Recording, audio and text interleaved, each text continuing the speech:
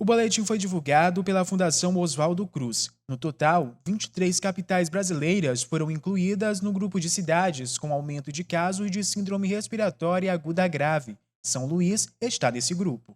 O boletim da Infogripe da Fiocruz chama atenção para o aumento de casos de gripe e, de uma maneira geral, e dos casos de síndrome respiratória aguda grave. Síndrome respiratória aguda grave é causado por qualquer agente que provoca um desconforto respiratório muito intenso, né? A saturação cai, a pessoa fica com uma falta de ar e muitas vezes precisa de internação hospitalar e é muito grave, podendo inclusive acarretar o óbito. De acordo com a Secretaria Municipal de Saúde, de janeiro a março deste ano, foram registrados 256 casos de síndrome respiratória aguda grave em São Luís. Para especialistas, esse alto número é por conta do crescimento de diferentes vírus, como a influenza, em todo o Brasil.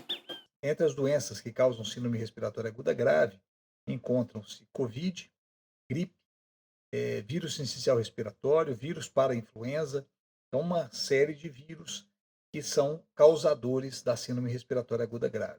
Esse infectologista explica que a diminuição do volume de chuvas e o tempo mais seco em alguns lugares pode contribuir com o aumento de casos da síndrome respiratória aguda grave. Pelo boletim, o número de casos por Covid ainda predomina, sendo responsável pelo maior número de casos da síndrome respiratória aguda grave.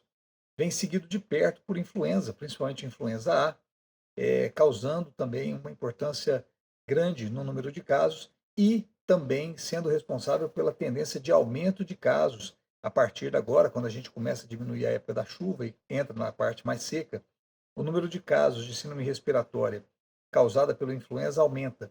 O principal aliado contra a síndrome respiratória é a vacinação contra a gripe, que já está disponível na rede estadual na capital maranhense. A gente precisa utilizar a vacinação contra a gripe como uma estratégia e um aliado para a diminuição de gravidade da doença e diminuição dos casos de síndrome respiratória aguda grave, assim como a vacina contra o Covid também.